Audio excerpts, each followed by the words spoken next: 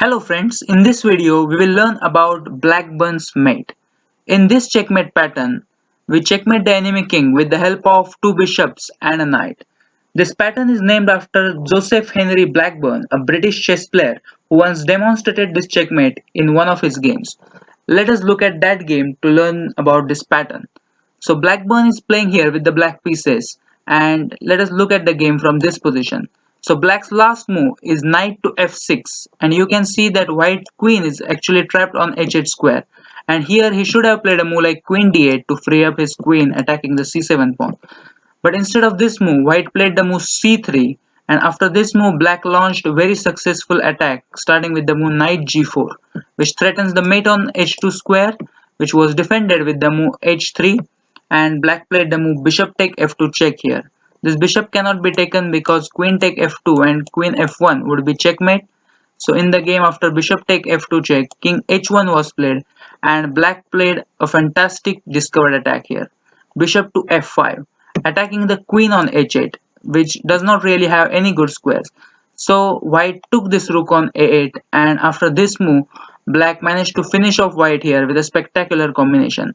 And this is the common theme in the Blackburn's mate, where you often sacrifice a queen to open up diagonal for one of your bishops. And black checkmated here white king with the move queen takes h3 check.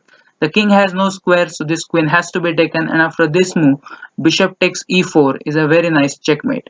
And this is the basic pattern in Blackburn's mate, where three minor pieces checkmate the enemy king. Now let us learn more about this pattern from the next example.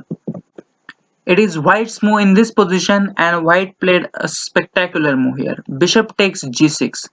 His point is if h takes g6, then queen b1 would hit the rook on a2 as well as the pawn on g6, and black will lose here. Instead of this move, after bishop takes g6, rook takes b2 was played, and this allowed a fantastic combination. Again, you can see these bishops are nice, and this knight is also in wonderful attacking position. And we just need to open up the diagonal for this bishop on d4, and white played a spectacular queen to h5 here. Now this queen cannot be taken because of bishop takes h7, which is a very nice checkmate. You can see the rook on f8 is helping us in this position.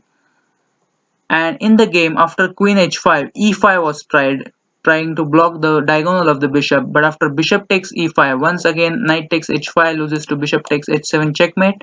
So in the game rook take f2 was played, and now we don't need to wait for this knight to take the queen. We can play the move queen takes h7, forcing the knight to recapture this queen because the king has no moves, and after knight takes h7, bishop takes h7, we once again have a Blackburn's mate.